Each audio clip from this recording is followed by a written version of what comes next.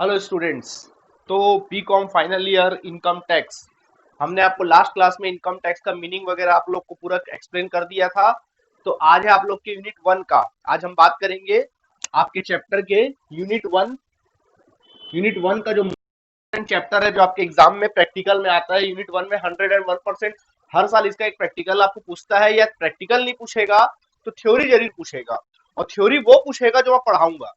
Income tax में आप लोग बिल्कुल सेफ हो कि आपका जो जो चीज पढ़ाऊंगा 101% वो एग्जाम में आएगा, क्योंकि मैं इसमें आपको थ्योरी भी पढ़ाऊंगा और प्रैक्टिकल भी पढ़ाऊंगा, क्योंकि इनकम टैक्स जो टोटल जो डिपेंडेंट है वो टोटल रूल पे डिपेंडेंट है। ठीक, तो देखिए इनकम टैक्स यूनिट वन का चैप्टर नंबर 3, आपकी बुक का चैप्टर नंबर 3 होगा एससी मेहरोत्रा का।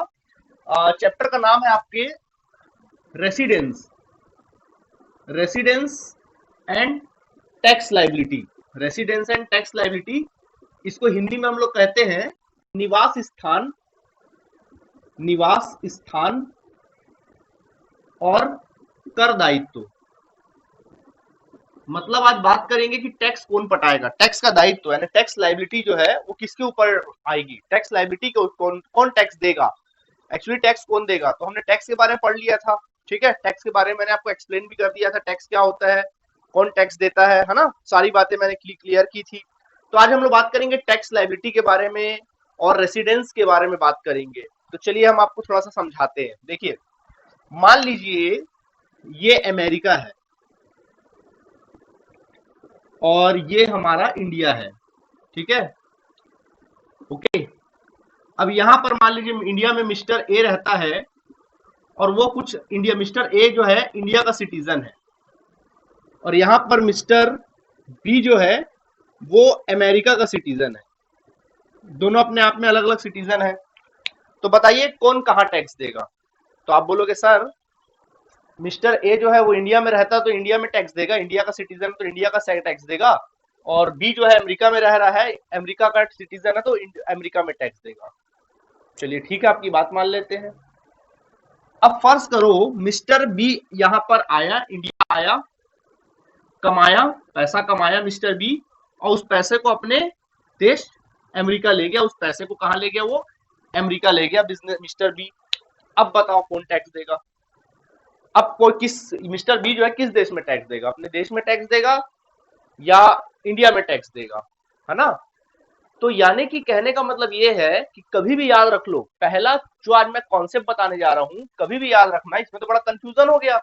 कभी भी याद रखना, जो टैक्स लाइबिलिटी होती है ना, जो टैक्स लाइबिलिटी होती है वो सिटीजनशिप पे डिपेंड नहीं करती। याद रखना, कभी भी वो सिटीजनशिप पे, किसी भी इंडिविजुअल के सिटीजनशिप पे डिपेंड बिल्कुल भी नहीं करती। यानी कि जो टैक्स लाइबिलिटी है, कभी भी ये मत सोचना कि भाई वो अमेरिका का सिटीजन है तो अमेरिका में टैक्स देगा, वो इंडिया का सिटीजन है तो इंडिया में टैक्स देगा। टैक्स लाइबिलिटी का सिटीजनशिप से दूर दूर तक कोई वास्ता नहीं है। तो टैक्स लाइबिलिटी किस पे डिपेंड करती है, टैक्स लाइबिलिटी मालूम तो लोग किस पे डिपेंड करती है, पर्सन के उस पर्सन के रेसिडेंशियल स्टेटस पे डिपेंड करती, रहने का स्थिति को डिपेंड करती कि वो रहा कहाँ है। ठीक है, जैसे कि मैंने लास्ट क्लास में बताया था, जिस देश का तुम एटमॉस्फेयर यूज करोगे, जिस देश का रिसोर्सेज यूज करोगे, आप रिसोर्सेज यूज करके उस देश का एटमॉस्फेयर यूज करके अगर किसी प्रकार का इनकम अगर आप जनरेट करते हो, इनकम अगर आप कमाते हो, ओके, तो आपको उस देश में क्या देना पड़ेगा, टैक्स देना रहेगा। आप भले ही किसी भी देश के सिटीजन क्यों ना हो, आप अमेरिकन क्यों ना हो, आप इंडियन क्यों ना हो, आप जैपनीज क्यों ना हो, आप फ्रेंच क्यों ना हो, कुछ भी क्यों ना हो, आप फर्क नहीं पड़ता। आपको बस ये फर्क पड़ता है कि आप वहां उस देश में कितना रहे हैं और उस देश के एटमॉस्फेयर का कितना यूज करके पैसा क्या करे आपने कमाया है। तो टैक्स लाइबिलिटी का अगर कोई टैक्स लाइबिलिटी का अगर कोई डिपेंड करता है, टैक्स लाइबिलिटी तो वो किसी भी इंडिविजुअल या पर्सन के रेसिडेंशियल स्टेटस पे डिपेंड करता है। किस पे डिपेंड करता है, रेसिडेंशियल स्टेटस पे डिपेंड करता है। ठीक है, रेसिडेंशियल स्टेटस पे क्या करता है, डिपेंड करता है। रेसिडेंशियल स्टेटस होती है, इसको निवासी स्थिति क्या कहते हैं, इसको निवासी स्थिति। ठीक है, तो किसी भी पर्सन का रेसिडेंशियल स्टेटस तीन प्रकार का हो सकता है। सबसे पहला होता है ordinarily resident, ordinarily ordinarily resident.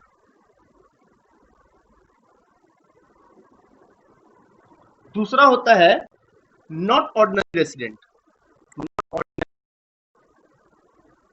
Resident.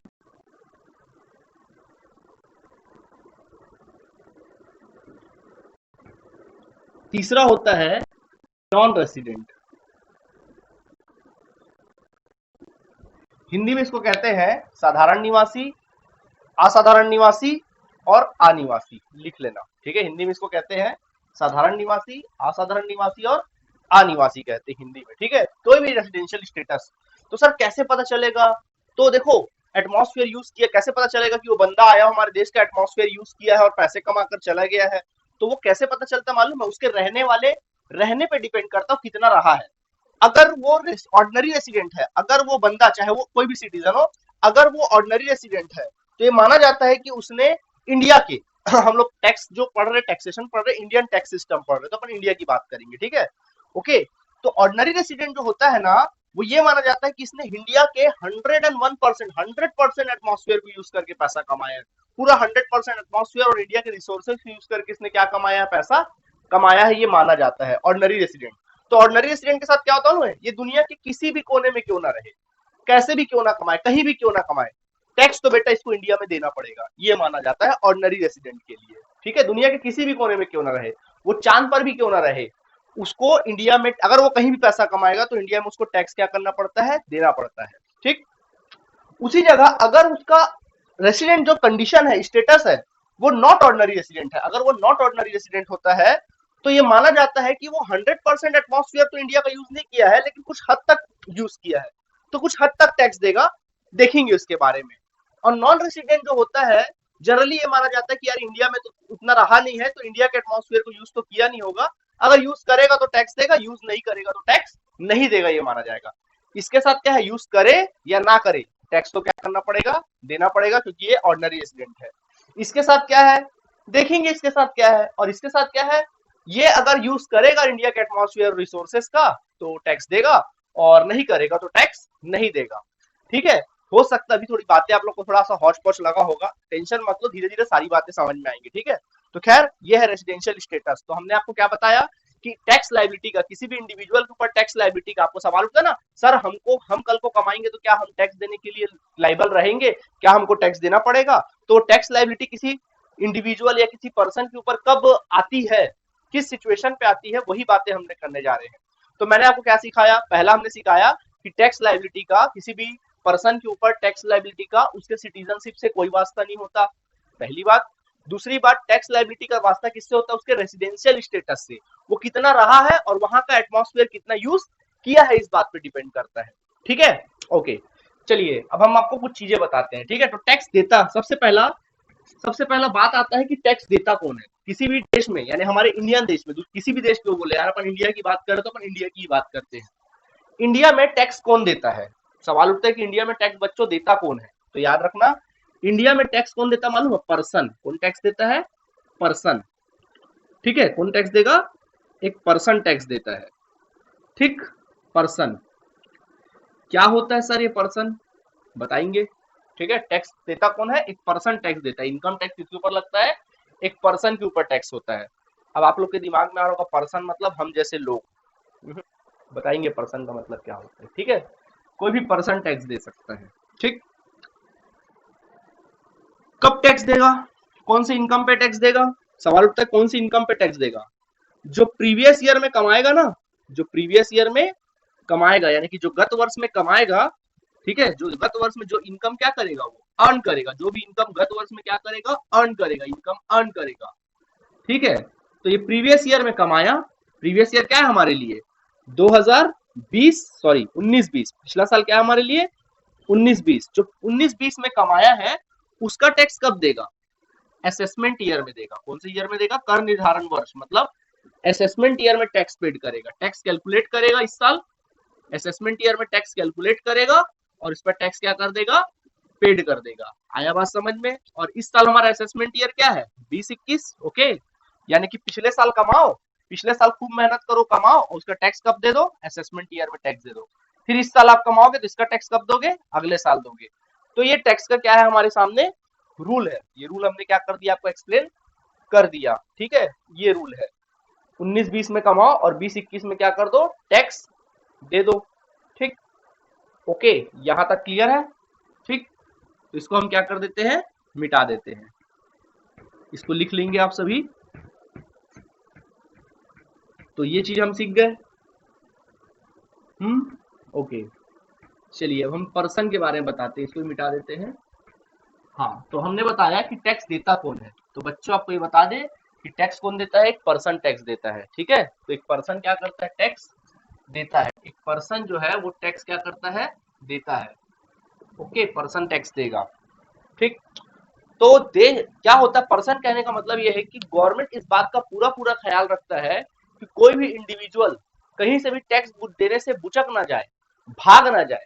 इस वजह से ना उसने टैक्स देने के लिए बहुत सारे व्यक्तियों को लायबल रख रहा है कि कहीं भी टैक्स तो भैया कैसे भी कमाओगे, आपको टैक्स क्या करना पड़ेगा, देना पड़ेगा। तो पर्सन कितने प्रकार के होते हैं, तो याद रखिएगा यहाँ पे पर्सन जो होते हैं ना, 7 टाइप्स ऑफ पर्सन, कुल मिला के 7 प्रकार के पर्सन होते हैं, 7 टाइप्स ऑफ पर्सन। सबसे पहला पर्सन जो होता है वो होता है इंडिविजुअल।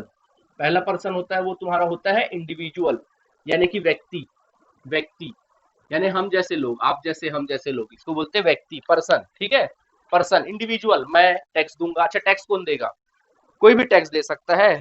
टैक्स कौन देगा, आपके घर में अगर आप कमाते हो, अगर आप बालिक हो, ठीक है, अगर आप कमाते हो तो आप टैक्स दोगे, आपके पिताजी कमाते वो अपना अलग टैक्स देंगे, आपकी माताजी कमाती वो अपना अलग टैक्स देंगे। ओके, कल को आपकी शादी होगी, आपके अगर लड़कियां है तो उनके हस्बैंड कमाएंगे तो वो अपना टैक्स अलग देंगे, लड़के हैं तो उनकी वाइफ जो कमाएगी वो अपना टैक्स देगी, इंडिविजुअली टैक्स देंगे। कोई किसी से मिलजुल कर टैक्स नहीं देगा, सब अपना अपना कमाएंगे और अपना क्या करेंगे, टैक्स देंगे। टैक्स का रूल है, इंडिविजुअल इंडिविजुअल टैक्स देता है। आप कमाएंगे आप टैक्स देंगे, मैं कमाऊंगा मैं टैक्स दूंगा, अन्य अगर मेरी फैमिली का कोई मेंबर कमाता है तो वो अपना टैक्स देगा। इसको बोलते हैं इंडिविजुअली टैक्स देना, individual person, individual. Okay, individual tax दे रहे हैं, ये एक टैक्स देने का होता है। तो अगर आप इंडिविजुअल हो तो आपको टैक्स क्या करना पड़ेगा, देना पड़ेगा। ये भी पर्सन की कैटेगरी में आता है। ओके, नंबर 2 इंडिविजुअल नहीं, अगर आप मान लो हिंदू अनडिवाइडेड फैमिली हो, हिंदू अनडिवाइडेड फैमिली यानी कि HUF, हिंदू अविभाजित परिवार बोलते हैं हिंदी में इसको। हिंदी में इसको कहते हैं हिंदू अविभाजित परिवार। अगर आप हिंदू अविभाजित परिवार के हिस्सा हो, होने दो, हिंदू अविभाजित परिवार, एक हिंदू अविभाजित परिवार भी कमाता है और उस पर क्या देना पड़ता है, उसको टैक्स देना पड़ता है। शॉर्ट फॉर्म में इसको बोलते हैं HUF। क्या कहते हैं शॉर्ट फॉर्म में, HUF। सवाल उठता है सर ये हिंदू अविभाजित परिवार क्या होता है, तो हम बता दें हिंदू अविभाजित परिवार क्या होता है, समझना। देखिए, मान लीजिए मिस्टर एक्स है, ठीक है, मिस्टर एक्स है और मिस्टर एक्स ने अपनी कोई प्रॉपर्टी बनाई, ये उसने अपनी प्रॉपर्टी बनाई और इसमें मान लीजिए साल का 5 लाख रुपए किराया आता है। मान लीजिए इसमें साल 5 लाख क्या आता है, इस प्रॉपर्टी से किराया उसको आता है। तो बोलो इस 5 लाख के किराए पर जो उसको किराया आ रहा है उसकी इनकम हो रही है, तो इस इनकम पे टैक्स कौन देगा, कॉमन सी बात है भाई, प्रॉपर्टी किसने बनाया है, मिस्टर एक्स ने बनाया, तो उस पर इनकम पे टैक्स कौन देगा, मिस्टर एक्स ही क्या करेगा, टैक्स देगा। ठीक है, ओके। मिस्टर एक्स के 2 बच्चे हैं, मिस्टर ए है और मिस्टर कौन है, बी है। मिस्टर ए के भी कुछ बच्चे हैं, मान लीजिए पी, क्यू, आर, एस, ये मिस्टर पी के बच्चे हैं। मिस्टर बी के बच्चे हैं टी, यू, वी, ये मिस्टर क्या है, बी के बच्चे हैं। ठीक है, ओके। इस तरह से सब अपने आप में देखो इंडिविजुअल है, A B C P Q R S, सब अपने आप में क्या है, इंडिविजुअल है। ठीक, इसी को कहते हैं हम लोग हिंदू अविभाजित परिवार। हिंदू अविभाजित परिवार का मतलब ये नहीं समझना कि भाई चूल्हा उनका एक है करके वो हिंदू अविभाजित परिवार है, ना ना ना, यहाँ का मतलब क्या होता है बता रहे हैं हम आपको। ठीक है, तो ये फिलहाल परिवार आपको बता दे रहे हैं। मिस्टर एक्स के 2 बच्चे हैं, ये है जो भी है। ठीक है, मिस्टर एक्स मान लीजिए अभी जिंदा है, अभी वो जिंदा है, ठीक है, जीवित है वो, 5 लाख का रेंट पा रहा है। प्रॉपर्टी कौन बनाया था, मिस्टर एक्स बनाया था। टैक्स भी कौन देगा, मिस्टर एक्स ही टैक्स देगा। ओके, चलिए मान लीजिए, ओके ठीक है। अब क्या हुआ, मिस्टर एक्स का हो गया, वो हो गया मर गया, मिस्टर एक्स की मृत्यु हो गई और वो बेचारा चला गया ऊपर, देखो ऊपर चला गया। ठीक है, वो चला गया ऊपर, खत्म हो गया।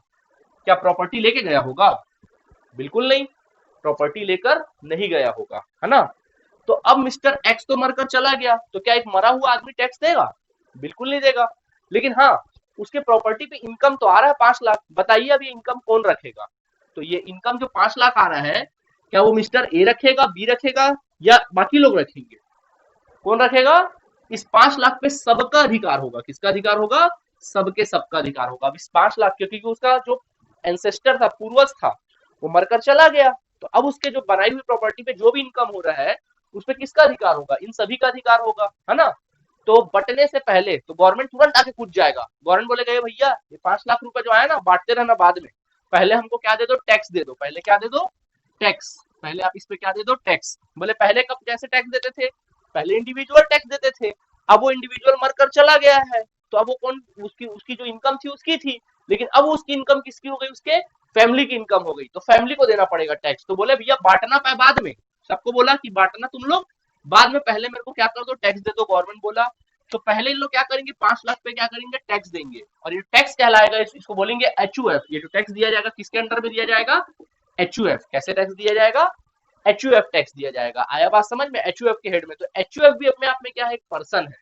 मतलब अगर कहने का मतलब ये कि अगर आपके कोई पूर्वज है, कोई पूर्वज ने प्रॉपर्टी बनाई थी या पूर्वज की वजह से कोई बिजनेस उन्होंने क्रिएट किया था, उससे कोई इनकम हो रहा है और वो इनकम सारे फैमिली मेंबर से बटता है, तो बटने से पहले गवर्नमेंट को एचयूएफ हेड में आपको क्या करना पड़ेगा? सॉरी, एचयूएफ के पर्सन के रूप में आपको क्या देना पड़ेगा? टैक्स देना पड़ेगा। आया बात समझ में कि नहीं आया? ठीक है, तो इसको अपन क्या बोलेंगे? एचयूएफ। क्लियर हो गया होगा एचयूएफ आप लोगों को? ठीक, तो ये हुआ हमारा क्या? एचयूएफ।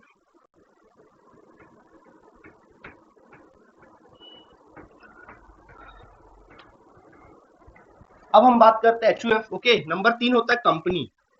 अगर आप इस रूप में नहीं कमाते हो, जरूर कंपनी के रूप में कमाते हो कि कंपनी अपने आप में एक पर्सन होती है। कंपनी तो समझते हो ना तुम लोग, कंपनी एक अपने आप में बिजनेस होती है ना। कंपनी एक अपने आप, पढ़े थे अपन लोग लास्ट ईयर में, कंपनी अपने आप में एक आर्टिफिशियल पर्सन है। वो बिजनेस करती, प्रॉफिट कमाती है, फिर क्या करती? टैक्स देती है ना। तो क्या होगा? अगर कोई कंपनी है और एक कंपनी ने बिजनेस किया और कंपनी ने क्या कमाया? कुछ प्रॉफिट कमाया, ठीक है। तो प्रॉफिट जो होता था, याद है तुम लोग को? इस प्रॉफिट को किसमें बांटा जाता था? उनके शेयर होल्डर्स में बांटा जाता था, याद है ना। जो भी कंपनी बिजनेस करती थी और जो भी प्रॉफिट कमाती थी, प्रॉफिट किसमें बचता था? उनके शेयर होल्डर में। तो शेयर होल्डर में प्रॉफिट बचने से पहले तुरंत गवर्नमेंट आके क्या पड़ेगा? कूद पड़ेगा और बोलेगा ये भैया प्रॉफिट ऑफिट मत बांटो, पहले मेरा क्या दे दो? टैक्स दे दो। पहले मुझे क्या दे दो? टैक्स दे दो। तो पहले प्रॉफिट पे क्या करना पड़ेगा? गवर्नमेंट को, कंपनी को टैक्स पेड करना पड़ेगा। इस कंपनी को, गवर्नमेंट को टैक्स पेड करना पड़ेगा। उसके बाद जो टैक्स पेड करने के बाद जो पैसे बच जाए, फिर वो किसमें बटेगा? शेयर होल्डर में बटेगा। यानी कि अगर आप कंपनी के रूप में कमा रहे हो तो भैया कंपनी के रूप में आपको टैक्स क्या करना पड़ेगा? देना पड़ेगा। ठीक, ओके, मिटा देते हैं।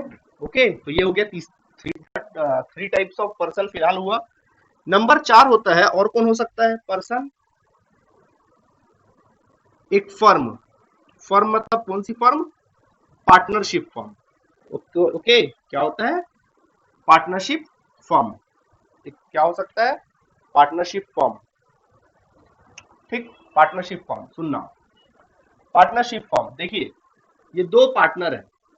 मिस्टर ए अपने आप में एक इंडिविजुअल है, मिस्टर बी अपने आप में क्या है? इंडिविजुअल है। ठीक, ये दोनों कमा रहे हैं, लेकिन ये लोग क्या कर रहे हैं मालूम? इनका बिजनेस एक है, पार्टनरशिप में कमा रहे हैं। इनका बिजनेस क्या है? एक है, और इसमें से लोग पैसा कमा रहे हैं, कुछ इनकम कमा रहे हैं, प्रॉफिट कमा रहे हैं, जो भी कमा रहे हैं इस बिजनेस से। और इनके बीच में क्या है मालूम? एग्रीमेंट है। इनके बीच में क्या है? राइटिंग में क्या है? बकायदा एग्रीमेंट है। इनके बीच में एग्रीमेंट है, इनके बीच में एग्रीमेंट है। और ये एग्रीमेंट जो है पार्टनरशिप डीड है।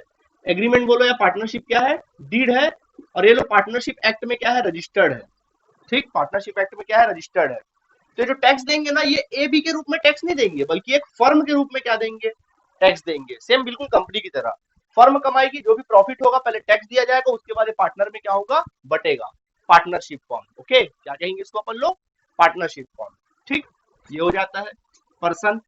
इसके बाद आगे बढ़ते हैं। फर्म के बाद, फर्म के बाद क्या हो सकता है? फर्म के बाद हो सकता है तुम्हारा बीओआई, यानी कि body of individual. Body of individual, body of individual. BOI मतलब क्या हो सकता है? बॉडी ऑफ इंडिविजुअल, यानी कि बीओआई। या फिर इसको हम लोग और एक चीज बोल सकते हैं, और एक इसी में ही ऐड कर लेते हैं, AOP. AOP means association of person, association of person. ठीक है, दो चीज है, बॉडी ऑफ इंडिविजुअल और एओपी मींस, यानी बीओआई और एओपी एसोसिएशन ऑफ पर्सन क्या होता है समझाते हैं। पहले देखो बॉडी ऑफ इंडिविजुअल के बारे में देख लो। मान लीजिए पार्टनर है, सॉरी ये मिस्टर ए है, ये अपने आप में, मिस्टर ए इंडिविजुअल है अपने आप में, और मिस्टर बी अपने आप में क्या है? इंडिविजुअल है। ठीक, दोनों के दोनों कोई बिजनेस कर रहे हैं, दोनों के दोनों क्या कर रहे हैं, कोई बिजनेस कर रहे हैं। ठीक, आप बोलोगे सर ये तो पार्टनरशिप हो गया। नहीं, दोनों के दोनों बिजनेस तो जरूर कर रहे हैं, बट ये पार्टनरशिप एक्ट में रजिस्टर्ड नहीं है, not registered under the partnership act, under the partnership act. Partnership act मतलब ये पार्टनरशिप एक्ट में रजिस्टर्ड नहीं है। समझ में आया, ये लोग पार्टनरशिप एक्ट में रजिस्टर्ड नहीं है, तो क्या है, पार्टनरशिप फर्म कहलाएगी। बिजनेस तो कर रहे हैं, दोनों मिलकर बिजनेस तो कर रहे हैं, लेकिन अपने आप में देखो दोनों इंडिविजुअल है, बिजनेस भी कर रहे हैं, ठीक है, दोनों अपने आप बिजनेस भी कर रहे हैं, लेकिन वो पार्टनरशिप एक्ट में रजिस्टर्ड नहीं है। तो ऐसे लोगों को अपन क्या बोलते हैं, मानो बॉडी ऑफ इंडिविजुअल। तो भैया अगर ऐसे आप कमा रहे हो, तो फिर आप बॉडी ऑफ इंडिविजुअल हेड में क्या दोगे, टैक्स दोगे। मतलब इस बिजनेस से जो भी कमाओगे पहले टैक्स दोगे, उसके बाद आपस में क्या करोगे, बांटोगे, बॉडी ऑफ इंडिविजुअल। ठीक है, ओके। अब बात करते हैं अपन एओपी, इसकी बात करते हैं एओपी। ओके, इसको मैं मिटा देता हूं। ठीक, अब हम लोग बात करते हैं एओपी की बात करते हैं, यानी हम बात करेंगे एसोसिएशन ऑफ पर्सन की बात करते हैं। देखो ये मिस्टर ए है, अपने आप में इंडिविजुअल पर्सन है, ठीक है, और ये है एक कंपनी, मान लीजिए क्या है, कंपनी है, एक्स लिमिटेड नाम की कोई कंपनी है। दोनों आपस में क्या है, पार्टनर है। क्या नहीं हो सकते, क्या एक इंडिविजुअल और एक कंपनी क्या पार्टनर नहीं हो सकती, बिल्कुल हो सकती है। तो अगर कोई मान लीजिए इंडिविजुअल और कंपनी आपस में पार्टनर होते, कोई बिजनेस फर्म आपस में क्या होते, पार्टनर होते, इंडिविजुअल इंडिविजुअल पार्टनर नहीं है, एक इंडिविजुअल बंदा और एक कंपनी दोनों आपस में क्या है, पार्टनर हो, कोई बिजनेस कर रही है, तो ऐसे को अपन कहते हैं एसोसिएशन ऑफ पर्सन। तो ऐसे कमाओगे तो आप इस प्रकार से क्या कर सकते हो, टैक्स दे सकते हो, इसको बोलते हैं एसोसिएशन ऑफ पर्सन। ओके, ठीक। नंबर 6 हम आ जाते हैं। नंबर 6 देखते हैं अपन लोग क्या हो सकता है। Number 6 artificial person, artificial person या फिर जुडिशियल पर्सन। आर्टिफिशियल पर्सन बोलो एंड जुडिशियल पर्सन कह लो, आर्टिफिशियल पर्सन या फिर judicial person, artificial person and judicial person. चलो बता देते इसका मतलब क्या है। आर्टिफिशियल पर्सन का मतलब क्या होता है, पहले हम बात करते हैं आर्टिफिशियल पर्सन। आर्टिफिशियल पर्सन का मतलब होता है भगवान। क्या होता है, भगवान। आर्टिफिशियल मतलब पर्सन मतलब भगवान। भगवान को भी टैक्स देना पड़ता है। बोलोगे सर कैसे भगवान को टैक्स देना पड़ता है। मान लीजिए आपने अपने घर के सामने एक मंदिर बनाई, आपने घर के सामने मंदिर बनाई और मंदिर बनाई और एक दान पात्र रख दिया। ठीक, मंदिर बनाई, दान पात्र रख दिया उस मंदिर के सामने। दूसरे दिन जब आप जाके देखे उस मंदिर में दान पात्र में, तो उसमें 1 करोड़ रुपए निकला। अब यार भगवान तो उस 1 करोड़ को यूज करेंगे नहीं, निश्चित रूप सी बात है आप उसको यूज करोगे। या ये भी हो सकता है कि आपके पास कोई ब्लैक मनी था और आपने उस दान पात्र में क्या कर दिया, डाल दिया होगा चुपचाप रात में चोरी छुपे, है ना। तो मतलब अगर आप कोई मंदिर मस्जिद आपने बनाया है और उसमें किसी प्रकार की दान पात्र में कोई इनकम आ रहा है, मंदिर मस्जिद वगैरह में कोई इनकम आ रहा है, तो उसपे भी टैक्स आपको देना पड़ेगा। उसपे भी क्या करना पड़ेगा, आपको टैक्स देना पड़ेगा। किस किस पर्सन के रूप में टैक्स देना पड़ेगा, आर्टिफिशियल पर्सन के रूप में टैक्स देना पड़ेगा। समझ में आया। आप बोलोगे, कई लोग बोलेंगे सर मंदिर में तो टैक्स नहीं लगता। वो मंदिरों में टैक्स नहीं लगता है, कुछ है उसके लिए आपको कुछ इनकम टैक्स कमिश्नर से अप्रूव्ड होना पड़ता है, वो अलग चीज है। लेकिन जो लोग नॉर्मल जो लोग मंदिर बनाते हैं, तो भाई लोग कर सकते हैं ना कुछ भी। तो भाई अगर आप बहुत पैसे वाले, आपको कोई ब्लैक मनी है, मान लो 2-3 करोड़ 4 करोड़ रुपए आपके पास ब्लैक मनी है, तो आप उसको कैसे व्हाइट में कन्वर्ट करोगे। तो कई लोग क्या करते हैं, उसके लिए मंदिर बना देते हैं और बोलते हैं दान पात्र में हमको दान आया है। तो भैया ऐसे रूप में आपको क्या करना पड़ेगा, टैक्स देना पड़ेगा। आप टैक्स से बच नहीं सकते। ठीक है। दूसरा होता है जुडिशियल पर्सन। क्या होता है, जुडिशियल पर्सन। क्या होता है जुडिशियल पर्सन, देखिए मान लीजिए मिस्टर ए है, ये मिस्टर ए है और इसकी तकरीबन प्रॉपर्टी जो है ना, इसकी कुछ प्रॉपर्टी है, और मालूम कितने रुपए की प्रॉपर्टी है, 600 करोड़ की प्रॉपर्टी इसके पास। कितने करोड़ की प्रॉपर्टी है, 600 करोड़ की प्रॉपर्टी है। और इनके इसके ना 4 लड़के हैं, PQRS नाम के कितने लड़के हैं, 4 लड़के हैं। और ये खुद अपने दम पे प्रॉपर्टी को बनाया है, खुद अचीव किया है। ठीक, अब इसके 4 लड़के, अभी तक अपने चारों लड़के को बांटा नहीं है। ठीक, अभी बांटा नहीं है। अब हो सकता है इसका पी नाम का लड़का बहुत लायक होगा, बाकी सब नालायक टाइप के होंगे। इसने सोचा होगा भाई ये प्रॉपर्टी में किसको बांटूंगा, पी को बांटूंगा, लेकिन जीते जी बांटूंगा तो इन लोग में लड़ाई झगड़ा चालू हो जाएगा, है ना। तो इसने क्या किया मालूम है, चुपचाप अपना एक वकील रख लिया, अपना क्या कर लिया, एक एडवोकेट रख लिया। ठीक है, अपना एक क्या कर लिया, एडवोकेट रख लिया। ठीक, अपना एक एडवोकेट रख लिया। ओके, अपना एक क्या ले लिया, चलो पूरा लिख देते हैं, एडवोकेट रख लिया उसने। और अपने एडवोकेट को बोल दिया, वकील को बोल दिया, देख भैया मेरी प्रॉपर्टी को मेरे निर्देशानुसार ऐसे ऐसे ऐसे करके बांट देना, इसको इतना देना, उसको उतना देना, इतना दान में दे देना, इसको बांट दिया। ठीक, प्रॉपर्टी किसके कस्टडी में है, इस बंदे के कस्टडी में हो सकता है कोई प्रॉपर्टी को ये बेचेगा तो कुछ प्रॉफिट होगा। तो जब ये तो चला गया, अब इसको बेच, मान लीजिए इस प्रॉपर्टी को बेच रहा है, बेचकर हो सकता है इनको बोला होगा भाई इनको प्रॉपर्टी मत बांटो, पैसा बांटो, सीधा कैश बांटो बोला होगा। तो हो सकता है 600 करोड़ की प्रॉपर्टी को बेचा होगा, बेचेगा ये एडवोकेट, तो हो सकता है उसको या तो प्रॉफिट होगा या तो क्या होगा, लॉस होगा। तो प्रॉफिट होगा तो उस पर प्रॉफिट पे टैक्स कौन भरेगा, ये तो मारकर चला गया है, टैक्स कौन भरेगा, ये जुडिशियल पर्सन टैक्स भरेगा। कौन भरेगा, ये जो जुडिशियल पर्सन है ना, ये जुडिशियल पर्सन क्या करेगा, टैक्स भरेगा। जैसे आपको याद होगा, हम लोग पढ़ते थे इनकम टैक्स, सॉरी, याद होगा हम लोग पिछले साल यूनिट 2 में कॉर्पोरेट अकाउंट में हम लोग क्या पढ़े थे, लिक्विडेशन ऑफ कंपनी पढ़े थे, जिसमें याद होगा बाहरी हम लोग लिक्विडेटर को अपॉइंट करते थे कंपनी को बंद करने के लिए। तो लिक्विडेटर क्या करता था, कंपनी की सारी प्रॉपर्टी को बेचता था, तो उसमें उसको कुछ प्रॉफिट होता था, कुछ लॉस होता था, याद आया। तो उस प्रॉफिट पे टैक्स कौन देता, लॉस पे तो टैक्स नहीं लगेगा, प्रॉफिट पे टैक्स कौन देता था, वो लिक्विडेटर देता था। उसी को अपन कहते हैं जुडिशियल पर्सन, क्या कहते हैं, जुडिशियल पर्सन। यानी कि आप कैसे भी कमाओ आपको टैक्स क्या करना पड़ेगा, देना पड़ेगा ही पड़ेगा। ठीक है, नंबर 7 जो होता है लास्ट, वो होता है लोकल अथॉरिटी।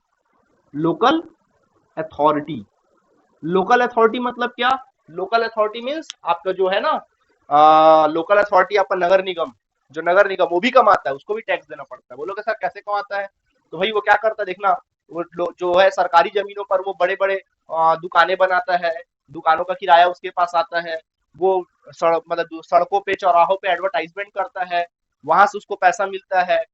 बहुत सारे पार्क बनाता है, ऑडिटोरियम बनाता है, वहां से उसको पैसे मिलते हैं। तो जो पैसा मिलता है एक लोकल अथॉरिटी को, कोई गवर्नमेंट को भी क्या करना पड़ता है, टैक्स देना पड़ता है, टैक्स वसूलता है। हम लोग से वाटर टैक्स वसूलता है, वो बिजली बिल वसूल, वाटर टैक्स वसूलता है, तो सारी चीज वसूलता है ना, तो उसको भी क्या करना पड़ेगा, लोकल अथॉरिटी को क्या करना पड़ेगा, टैक्स देना पड़ेगा। समझ में आया बात। तो ये है तुम्हारे 7 टाइप्स ऑफ क्या, पर्सन। तो ये लोग है, यानी देखो गवर्नमेंट जो है जो भी रूल बनाया टैक्स का, बड़ा सोच समझ के रूल बनाया। आप टैक्स से बुचक नहीं सकते, आप कैसे भी कमाओ, आप किस रूप में भी पैसे क्या करो कमाओ, आपको टैक्स तो भैया क्या करना पड़ेगा, देना ही देना पड़ेगा। ठीक है, individual, HUF, company, firm, BOI, AOP, artificial person and finally local authority. तो ये पर्सन से इनको टैक्स देना पड़ता है। अब अपन क्या करेंगे, टैक्स लाइबिलिटी देख लिए, किसको किसको टैक्स देना पड़ता है। ठीक है, हर प्रकार से टैक्स, अगर कोई कोई कैसे भी कमाए, आप खुद पूछ सकते हो हमसे, सर हम ऐसे कमाते तो टैक्स तो देना ही पड़ेगा, आप कहीं से बच नहीं सकते टैक्स देने से, सभी इसमें कवर हो जाते हैं। ठीक है, अब अपन क्या करेंगे, बारी बारी इनका रेसिडेंशियल स्टेटस अपन देखेंगे, किसका रेसिडेंशियल क्या होता है, कैसे रेसिडेंशियल स्टेटस निकालते हैं, इंडिविजुअल का कैसे निकाला जाएगा, एचयूएफ का, कंपनी का कैसे कैसे रेसिडेंशियल स्टेटस निकालेंगे, वो सारी बातें अपन लोग देखेंगे। ठीक है, तो ये हुआ 7 टाइप्स ऑफ पर्सन, इसको क्या कर लेंगे आप लोग, लिख लेंगे। ठीक है, पर्सन का भी सेक्शन होता है, आप चाहो तो अपने बुक से सेक्शन को देख कर भी क्या कर सकते हैं, लिख सकते हैं। वैसे सेक्शन लिखना उतना जरूरी नहीं है, आप ज्यादातर पर्सन पे ही फोकस कर सकते हैं, सेक्शन वगैरह पे ज्यादा ध्यान देने की जरूरत आपको नहीं है, कंटेंट पे ध्यान दो। ठीक है, तो यहां तक आप क्या कर लीजिए, लिख लीजिए। ओके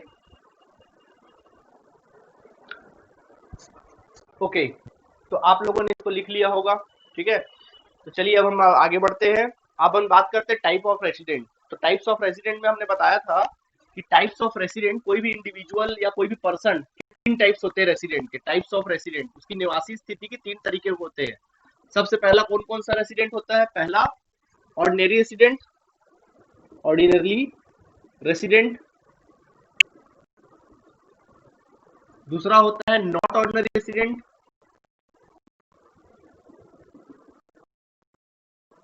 और तीसरा होता है नॉन रेसिडेंट।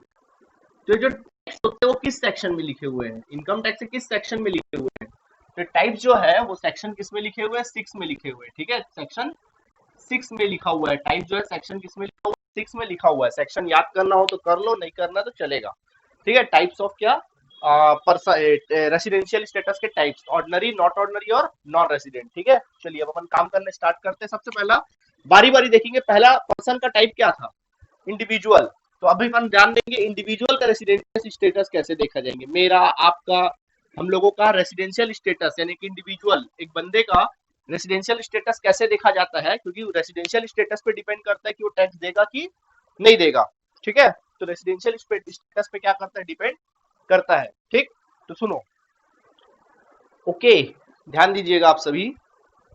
सबसे पहला पहले मैं इंडिविजुअल की बात करता हूं। तो अगर एक इंडिविजुअल को ऑर्डिनरी रेसिडेंट बनना है, अगर एक इंडिविजुअल को क्या बनना है, ऑर्डिनरी रेसिडेंट क्या करना है उसको, अगर बनना है तो उसको दो कंडीशन को फुलफिल करना पड़ेगा। उसको दो कंडीशन को क्या करना पड़ेगा, फुलफिल करना पड़ेगा।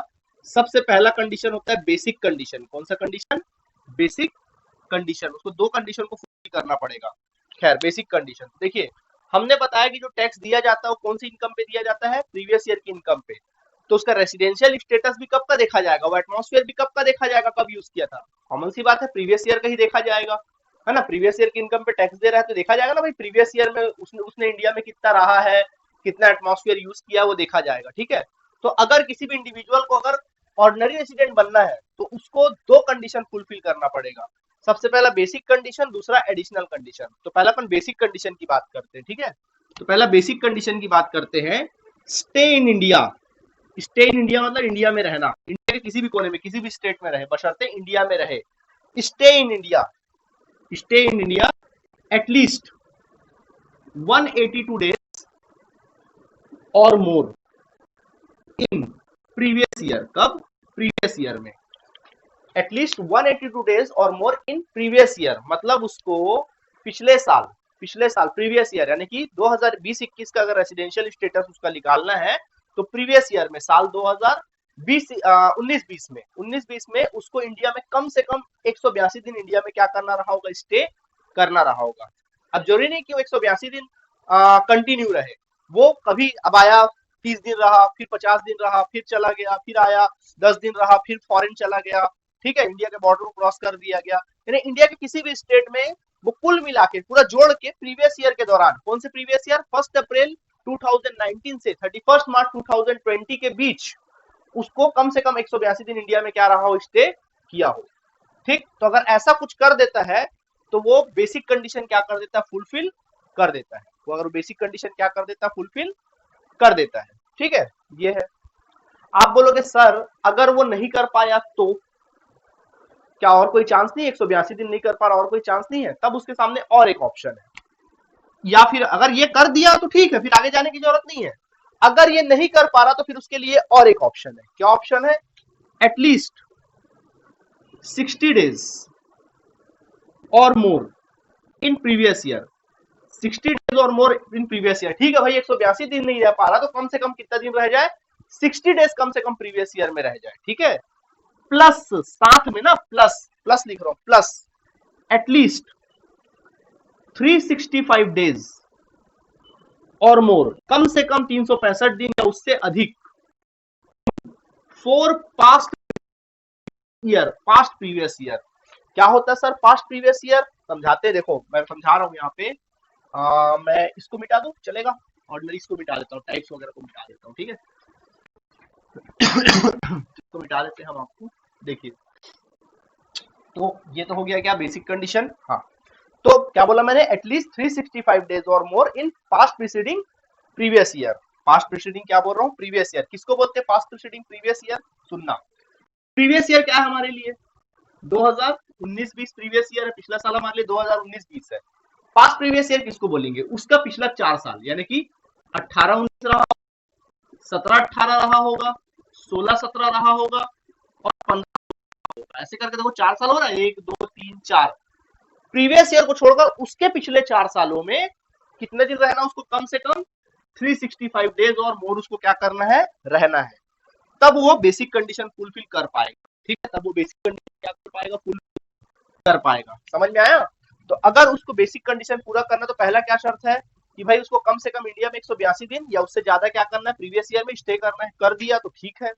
अगर नहीं कर पा रहा, 182 दिन से कम कर पा रहा, तो उसके सामने और एक ऑप्शन है। क्या ऑप्शन है? या फिर 60 डेज रहना है, साथ में plus 365 days in four past preceding या फोर पास्ट प्रीवियस ईयर में उसको रहना है, फोर पास्ट प्रीवियस ईयर में रहना है।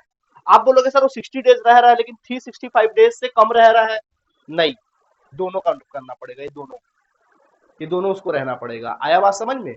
अगर वो कंडीशन कर देता है फुलफिल, तो बंदा क्या बन जाएगा यहाँ का? ऑर्डिनरी रेसिडेंट क्या हो जाएगा?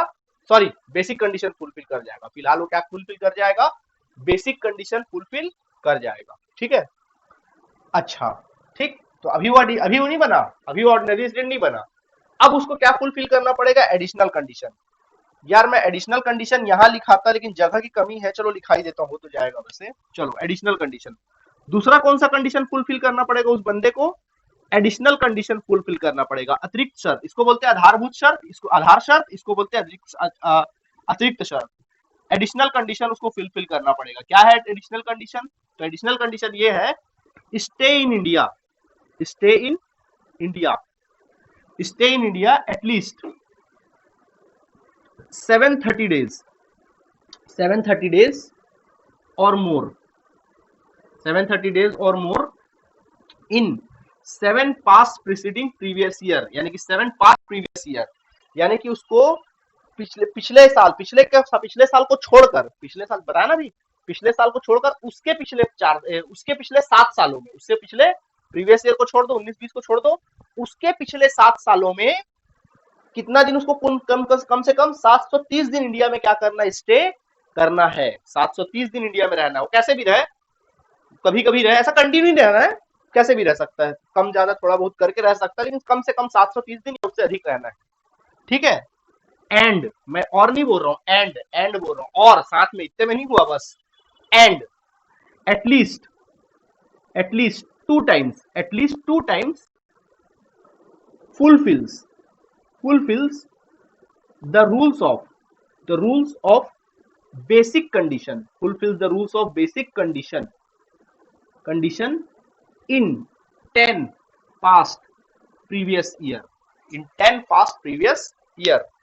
कम से कम उसको पिछले 2 बार, कम से कम उसको 2 बार fulfills the rules of basic condition in 10 previous year, मतलब उसको पिछले साल को छोड़कर, प्रीवियस ईयर को छोड़कर उसके पिछले 10 सालों में कम से कम ये वाला रूल क्या किया हो, ये दोनों में से कोई रूल क्या किया हो, फुलफिल किया हो। कितने बार? कम से कम कितने बार?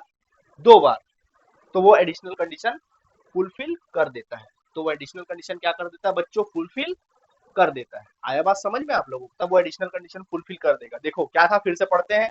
अगर कोई इंडिविजुअल है, उसको अगर ऑर्डिनरी रेसिडेंट बनना है तो उसको 2 शर्तें पूरी करनी पड़ेगी। सबसे पहला बेसिक कंडीशन, दूसरा एडिशनल कंडीशन। बेसिक कंडीशन क्या कहता है?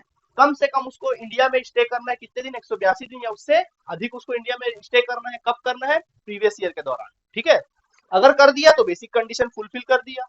नहीं कर पाया तो और एक ऑप्शन है। क्या ऑप्शन है भैया? एटलीस्ट 60 डेज और मोर इन प्रीवियस ईयर, मतलब 60 डेज और मोर इन प्रीवियस ईयर।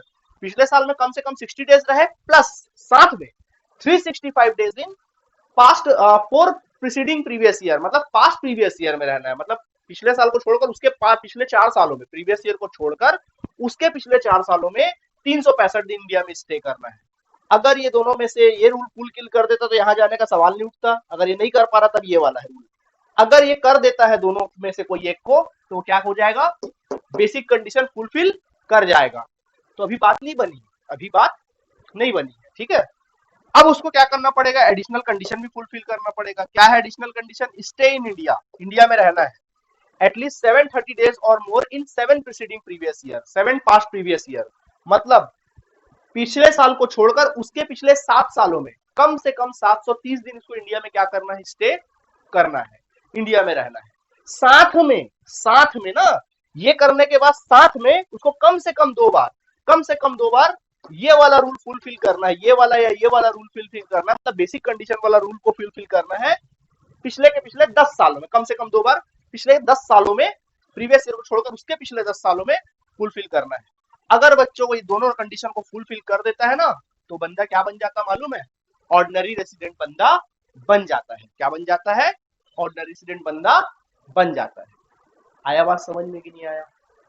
आ गया समझ में? ठीक है, उम्मीद है अच्छे से समझ में आ गया होगा ये बात आपको प्रैक्टिकल में बनाने को भी आएगी, और प्रैक्टिकल में बनाने को नहीं आई तो 101% मेरी गारंटी ये बात आपको थ्योरी में लिखने को जरूर आएगी।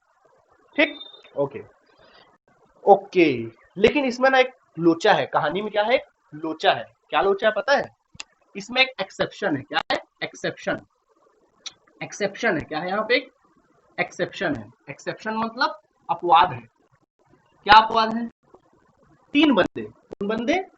ऐसे तीन बंदे, ऐसे तीन बंदे, उनके लिए ना, देखिए मैंने क्या बोला, या तो ये पूरा कर दो, अगर कोई ये पूरा नहीं कर पा रहा तो इसको ये ले लो, अगर ये कर दे रहे हो तो ठीक है, अगर ये नहीं कर पा रहा तो फिर क्या हो ले लो, ये नीचे वाला ले लो। लेकिन लेकिन तीन बेचारे खुशनसीब बोलो या बदनसीब बोलो, जो बोलना वो बोलो, तीन लोगों के लिए सिर्फ ये वाला ऑप्शन उपलब्ध है, ये वाला ऑप्शन उपलब्ध नहीं है। उसको सिर्फ यही रूल फुलफिल करना पड़ेगा, ये रूल फुलफिल नहीं करना पड़ेगा।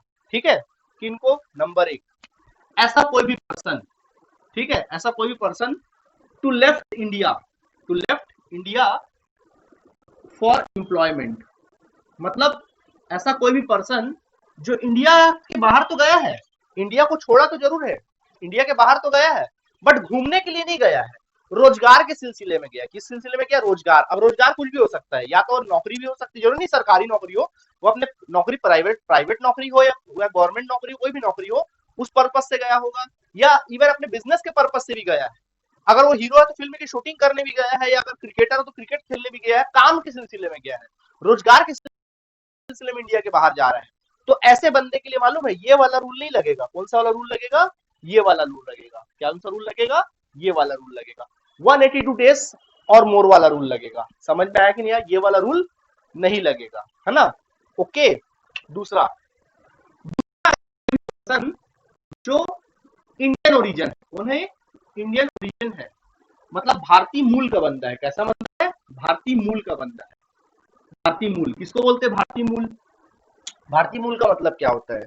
ऐसा कोई भी पर्सन, ऐसा कोई भी पर्सन, देखो, जो इंडियन सिटीजन तो नहीं है, पहली बात। ऐसा कोई पर्सन जो पैदा फॉरेन में हुआ है। पैदा कहाँ हुआ है? फॉरेन में हुआ है, लेकिन उसके जो दादा दादी थे, या उसके पेरेंट्स थे, या कोई ग्रैंड पेरेंट्स थे, या ग्रेट ग्रैंड पेरेंट्स थे, वो इंडिया में जन्म लिए हैं, या इंडिया में जन्म लिए हैं, या अनडिवाइडेड इंडिया में जन्म लिया। अनडिवाइडेड मीन्स जब जब भारत का बंटवारा नहीं हुआ था 1947 के पहले, 1947 के पहले, यानी ऐसा कोई भी पर्सन जो इंडिया का सिटीजन नहीं, वो फॉरेनर है। क्या है? वो फॉरेनर है, फॉरेन में जन्म लिया है। भाई सिटीजन कैसे बनता है? अगर उस देश में जन्म लिया है, वहीं का रहने वाला, वहीं जन्म लिया है, तो उसको अपन क्या बोलते हैं? Indian origin. चलो एग्जांपल देके बताता हूँ। मान लीजिए, कोई मिस्टर राहुल है। मान लीजिए कोई मिस्टर क्या है? राहुल है। वो मान लीजिए जाकर, मतलब वो पैदा तो यहाँ हुआ है, इंडिया में क्या हुआ है? पैदा हुआ, लेकिन उसकी जॉब लगी, कुछ लगा, और जाके क्या हुआ? वो फॉरेन में जाके बस गया। ठीक, वहीं किसी फॉरेनर से शादी भी कर लिया। उसके बाद फिर क्या हुआ? उसके बच्चा वहीं हुआ, तो वहां का क्या बन जाएगा? वो बच्चा जो कहलाएगा, वो क्या कहलाएगा? सिटीजन कहलाएगा। वहां का क्या कहलाएगा? वो फॉरेन का सिटीजन कहलाएगा, वहां का सिटीजन कहलाएगा, इंडिया का नहीं कहलाएगा। लेकिन ऐसे बच्चे को हम क्या कहेंगे? इंडियन ओरिजिन कहेंगे, क्योंकि उसका जो मूल है, उसके जो पेरेंट्स थे वो क्या थे? इंडियन सिटीजन थे, या उसके ग्रैंड पेरेंट्स या ग्रेट ग्रैंड पेरेंट्स क्या थे? इंडिया के सिटीजन थे। इस वजह से ऐसे लोगों को अपन भारतीय मूल कहते हैं, जो यहाँ के सिटीजन तो नहीं, लेकिन कहीं ना कहीं उसके पेरेंट्स यहाँ के सिटीजन रहे थे एक जमाने में, करके उनको क्या कहा जाता है? भारतीय मूल, इंडियन ओरिजिन कहा जाता है।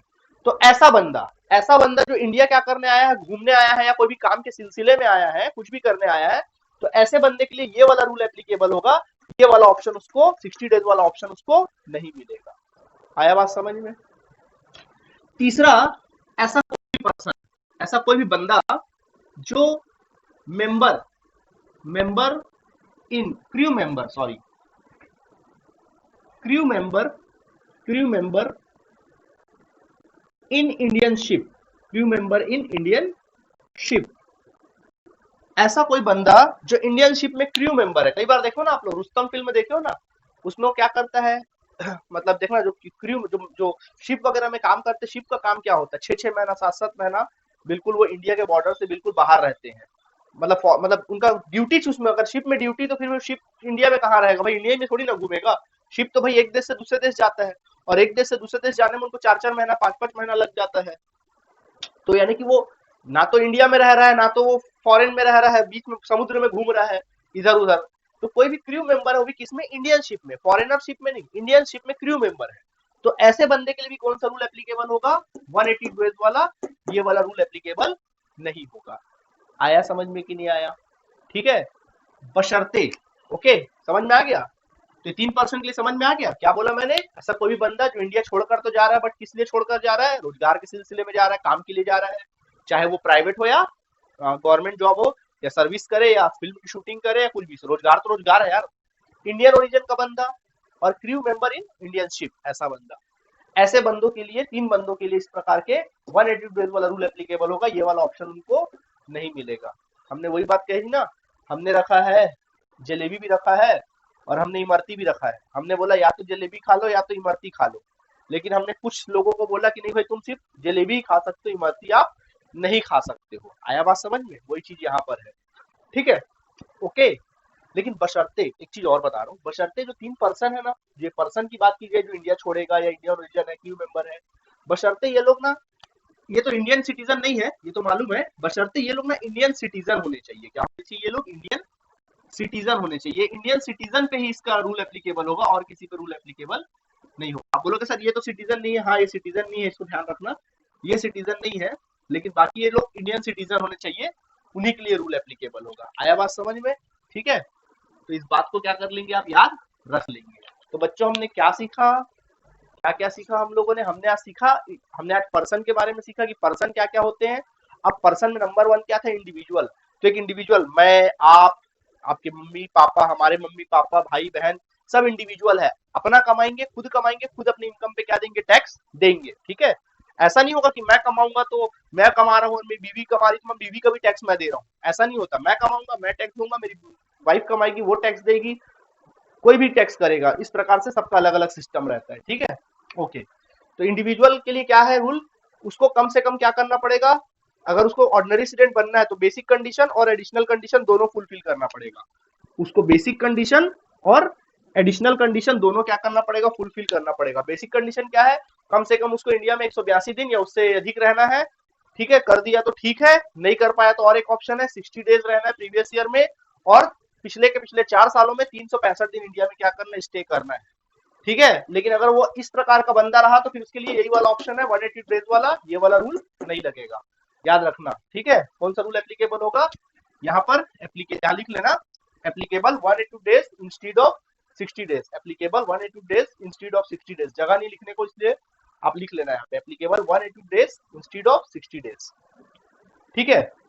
और साथ में उसको एडिशनल कंडीशन पूरा करना पड़ेगा। क्या है, अगर ये पूरा कर देगा तब यहाँ जाओगे। एडिशनल कंडीशन क्या, एडिशनल कंडीशन है, कम से कम उसको 730 दिन इंडिया में रहना है पिछले 7 सालों में, ओके। और दूसरा at least 2 times fulfils the rules of basic condition in 10 preceding previous year. 10 ये 10 है ना, क्या लिखा है, ये 10 लिखा है, ठीक है। 10 सालों में, पिछले के पिछले 10 सालों में कम से कम 2 बार उसको बेसिक कंडीशन के रूल को क्या कर देना, फुलफिल्स कर देना, कर दिया तो ओके, ठीक। यहाँ तक क्लियर है आप लोगों को, ठीक है। यहाँ तक आप लोग क्या कर सकते हैं, लिख सकते हैं, ठीक, ओके। कई लोग बोलेंगे सर अगर वो बेसिक ही कंडीशन पूरा नहीं कर पा रहा है तो गधो, अगर बेसिक ही पूरा नहीं कर पा रहा है तो आगे जाने का सवाल ही नहीं उठता, इधर गिनते मत रहना, जब यही पूरा नहीं कर पाया तो इसको गिनने की आपको आवश्यकता नहीं है, ठीक है। चलो मैं फटाफट क्लियर कर देता हूँ। जैसा कि हमने देखा था कि इंडिविजुअल क्या हो सकता है, उसका रेसिडेंशियल स्टेटस के बारे में देख रहे थे अपन लोग, रेसिडेंशियल स्टेटस देख रहे थे, क्या बताया था मैंने आपको, या तो क्या होगा, ऑर्डिनरी होगा, या तो नॉट ऑर्डिनरी होगा, या तो क्या होगा, नॉन रेसिडेंट होगा, बताया था, ठीक है, ओके। तो ऑर्डिनरी किसको बोलेंगे, वो बंदा जो बेसिक कंडीशन और एडिशनल कंडीशन दोनों को फुलफिल कर दे, वो बंदा ऑर्डिनरी रेसिडेंट कहलाएगा, क्लियर। वो बंदा जो बेसिक तो पूरा कर पाया लेकिन एडिशनल पूरा नहीं कर पाया, वो नॉट ऑर्डिनरी रेसिडेंट कहलाएगा। ये तो पूरा कर गया बट ये पूरा नहीं कर पा रहा है, 730 दिन से ज्यादा नहीं रह पा रहा है, ठीक है, नॉट ऑर्डिनरी रेसिडेंट कहलाएगा। और जो बंदा बेसिक की कंडीशन पूरा नहीं कर पाया तो एडिशनल देखने का सवाल ही नहीं उठता, एडिशनल पूरा करे या ना करे फर्क नहीं पड़ता। आया बात समझ में, ठीक है। तो आज हमने सारी बातें आपकी क्या कर दी, क्लियर कर दी। तो आज हमने रेसिडेंशियल स्टेटस पूरा कर दिया, तुम्हारी यूनिट 1 का थ्योरी का तैयारी तो कम से कम करा दिया। प्रैक्टिकल देखेंगे। खैर खैर अभी हम लोग को बहुत सारा एचयूएफ का रेसिडेंशियल स्टेटस देखना है, कंपनी का देखना है, फर्म का देखना, सबका रेसिडेंशियल स्टेटस देखेंगे नेक्स्ट क्लास में। ओके, तब तक के लिए थैंक यू। इसको आप लोग लिख लेंगे, ठीक है, इसको नोट कर लीजिए कॉपी में, नोट कर लो।